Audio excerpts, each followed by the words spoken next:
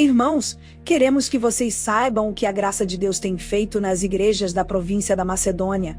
Os irmãos dali têm sido muito provados pelas aflições por que têm passado. Mas a alegria deles foi tanta que, embora sendo muito pobres, eles deram ofertas com grande generosidade. Afirmo a vocês que eles fizeram tudo o que podiam e mais ainda. E, com toda a boa vontade, pediram com insistência que os deixássemos participar da ajuda para o povo de Deus da Judéia. E eles insistiram nisso. E fizeram muito mais do que esperávamos.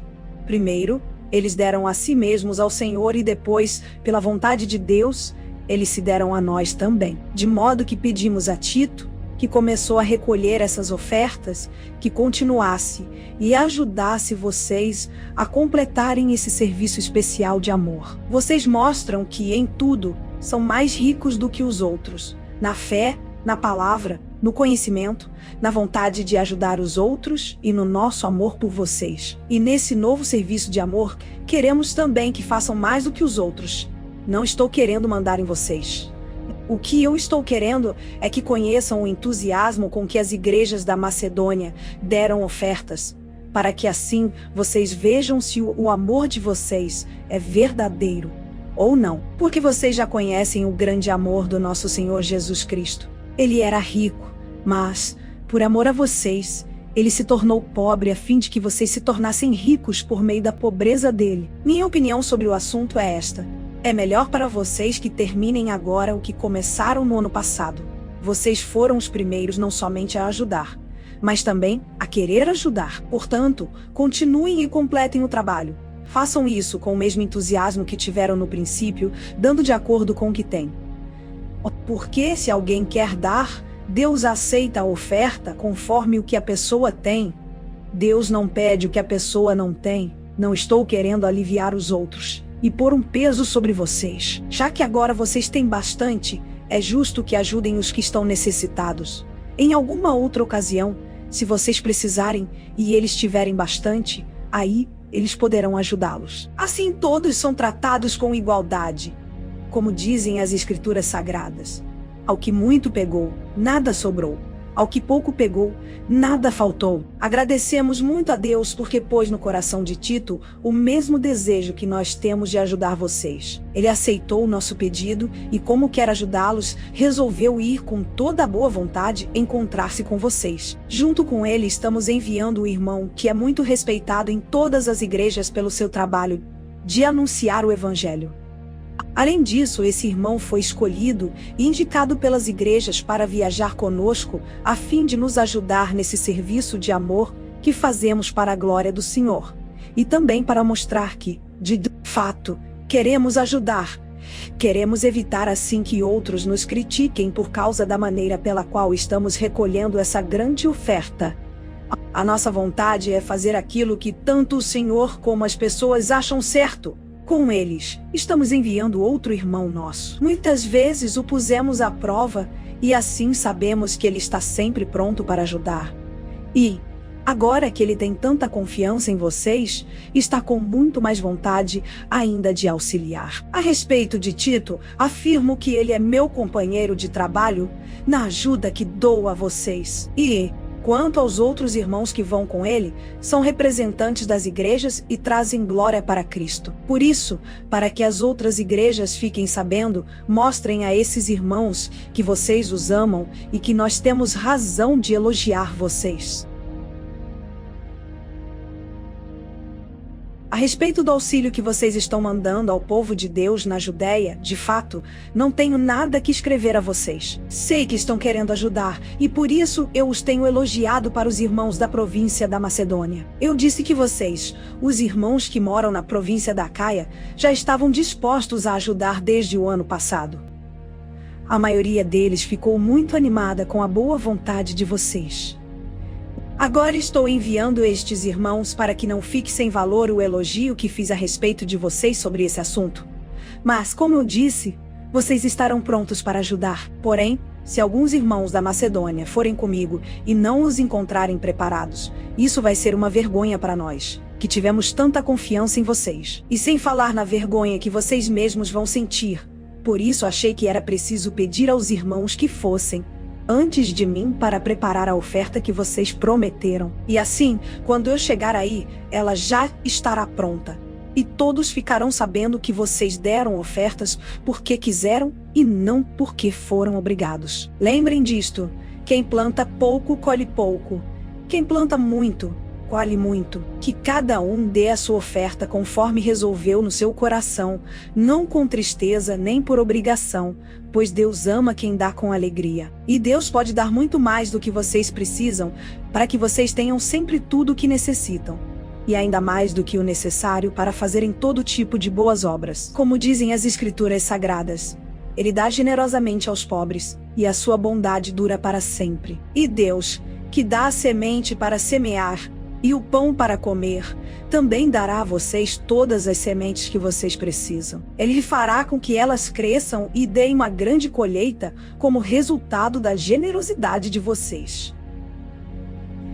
Ele fará com que vocês sejam sempre ricos para que possam dar com generosidade. E assim muitos agradecerão a Deus a oferta que vocês estão mandando por meio de nós, porque isso que vocês fazem não somente ajuda o povo de Deus que está necessitado, mas também faz com que eles façam muitas orações de gratidão a Deus. Eles darão glória a Deus, pois esse serviço que vocês estão prestando mostra a eles como vocês são dedicados ao Evangelho de Cristo, que vocês aceitam e seguem.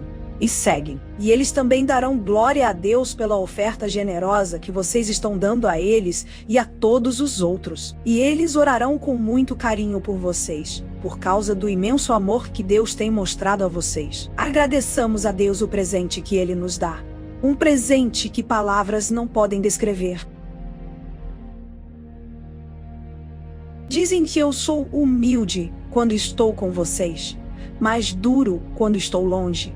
Pois eu, Paulo, faço este apelo a vocês em nome de Cristo, que foi carinhoso e bondoso. Quando for aí, não me obriguem a ser duro, pois eu tenho certeza de que posso agir com dureza contra os que afirmam que fazemos as coisas por motivos humanos. É claro que somos humanos, mas não lutamos por motivos humanos. As armas que usamos na nossa luta não são do mundo, são armas poderosas de Deus, capazes de destruir fortalezas. E assim destruímos ideias falsas e também todo orgulho humano que não deixa que as pessoas conheçam a Deus. Dominamos todo o pensamento humano e fazemos com que ele obedeça a Cristo. E quando vocês provarem que são obedientes, estaremos prontos para castigar qualquer desobediência. Vocês julgam as coisas pela aparência. Se uma pessoa tem certeza de que pertence a Cristo, deve pensar de novo a respeito disso, pois nós também pertencemos a Cristo, tanto quanto essa pessoa. O Senhor Jesus me deu autoridade sobre vocês, não para destruí-los, mas para fazê-los crescer espiritualmente. E, embora eu tenha me orgulhado um pouco demais da minha autoridade, não tenho nada de que me envergonhar. Não quero que pareça que estou tentando assustar vocês com as minhas cartas. Alguém vai dizer: as cartas de Paulo são severas e duras, mas quando ele está conosco é tímido e quando fala é um fracasso. Porém, essa pessoa deve saber que não existe diferença entre o que escrevemos nas cartas quando estamos longe e o que fazemos quando estamos aí com vocês. É claro que não nos atrevemos a nos igualar ou a nos comparar com aqueles que pensam que são tão importantes, como são ignorantes. Primeiro, eles resolvem quais as medidas que irão usar para se medir, e depois eles se julgam de acordo com essas mesmas medidas. Nós não vamos nos orgulhar, além de certos limites. Deus é quem põe os limites no nosso campo de trabalho, e Ele nos deixou chegar até vocês, em Corinto. Desde que vocês estão dentro desses limites, não fomos além deles quando chegamos até aí, levando o Evangelho de Cristo. Assim não nos orgulhamos do trabalho que outros têm feito em lugares que vão além dos limites que Deus nos deu. Pelo contrário, esperamos que a fé que vocês têm possa crescer e que nós possamos fazer um trabalho ainda maior entre vocês, sempre dentro dos limites que Deus tem posto para nós. Então poderemos anunciar o Evangelho em outras regiões além daquela onde vocês moram. Isso sem entrar em campos de outras pessoas, para não nos orgulharmos do trabalho feito por elas. Como dizem as Escrituras Sagradas, quem quiser se orgulhar, que se orgulhe daquilo que o Senhor faz, pois a pessoa só é aprovada quando o Senhor a aprova, e não quando é aprovada por si mesma. Eu gostaria que vocês me suportassem mesmo quando sou um tanto louco. Por favor, me suportem. O mesmo zelo que Deus tem por vocês, eu também tenho. Porque vocês são como uma virgem pura, que eu prometi dar em casamento somente a um homem, que é Cristo. Pois, assim como Eva foi enganada pelas mentiras da cobra, eu tenho medo de que a mente de vocês seja corrompida e vocês abandonem a devoção sincera e pura a Cristo, porque vocês suportam com alegria qualquer um que chega e anuncia um Jesus diferente daquele que nós anunciamos, e aceitam um Espírito e um Evangelho completamente diferentes do Espírito de Deus e do Evangelho que receberam de nós. Eu não acho que tenho menos valor do que do nosso constor. Talvez eu seja um principiante no falar, mas no conhecimento não sou. Sempre, e em todas as situações, temos dado provas disso a vocês. Quando anunciei a vocês a boa notícia de Deus, fiz isso completamente de graça. Eu me humilhei para engrandecer vocês. Será que houve algum mal nisso? Enquanto estive trabalhando entre vocês, fui pago por outras igrejas. Por assim dizer, eu estava roubando delas para ajudar vocês. E durante o tempo em que estive com vocês, quando precisava de alguma coisa, não incomodava ninguém. Pois os irmãos que vieram da Macedônia me trouxeram tudo o que eu precisava. O que aconteceu no passado e acontecerá no futuro é isto: eu nunca exigirei que vocês me ajudem. Pela verdade de Cristo, a qual está em mim, eu garanto que ninguém, em nenhum lugar da Acaia, tirará de mim este orgulho de anunciar o Evangelho sem cobrar nada. Por que estou dizendo isso? Será que é porque não amo vocês? Deus sabe que os amo. O que estou fazendo agora, vou continuar a fazer, a fim de evitar que aqueles tais apóstolos tenham motivo para se gabar e dizer que fazem um trabalho igual ao nosso. Aqueles homens são apóstolos falsos e não verdadeiros. Eles mentem a respeito dos seus trabalhos e se disfarçam, apresentando-se como verdadeiros apóstolos de Cristo. E isso não é de admirar, pois até Satanás pode se disfarçar e ficar parecendo um anjo de luz. Portanto, não é nada demais que os servidores dele se disfarcem, apresentando-se como pessoas que fazem o bem.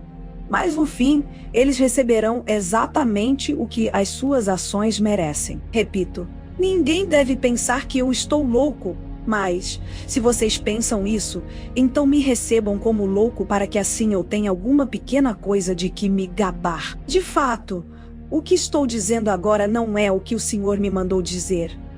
Quanto a eu me gabar, estou realmente falando como louco. Já que existem tantas pessoas que se gabam por motivos apenas humanos, eu também vou me gabar de mim mesmo.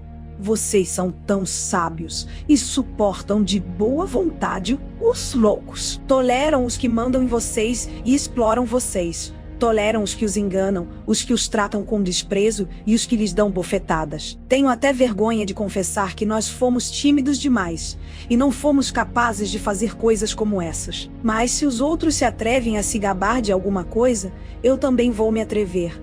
Embora isso seja uma loucura, eles são hebreus? Eu também sou. Eles são israelitas? Eu também sou. Eles são descendentes de Abraão? Eu também sou. Eles são servos de Cristo. Mas eu sou um servo melhor do que eles, embora ao dizer isso eu esteja falando como se fosse louco, pois eu tenho trabalhado mais do que eles e tenho estado mais vezes na cadeia. Tenho sido chicoteado muito mais do que eles, e muitas vezes estive em perigo de morte. Em 5 ocasiões os judeus me deram 39 chicotadas. 3 vezes os romanos me bateram com porretes, e uma vez fui apedrejado. 3 vezes o navio em que eu estava viajando afundou, e numa dessas vezes passei 24 horas boiando no mar. Nas muitas viagens que fiz, tenho estado em perigos de inundações e de ladrões, em perigos causados pelos meus patrícios, os judeus, e também pelos não-judeus. Tenho estado no meio de perigos nas cidades, nos desertos e em alto mar, e também em perigos causados por falsos irmãos. Tenho tido trabalhos e canseiras. Muitas vezes tenho ficado sem dormir. Tenho passado fome e sede. Tem-me faltado casa, comida e roupas.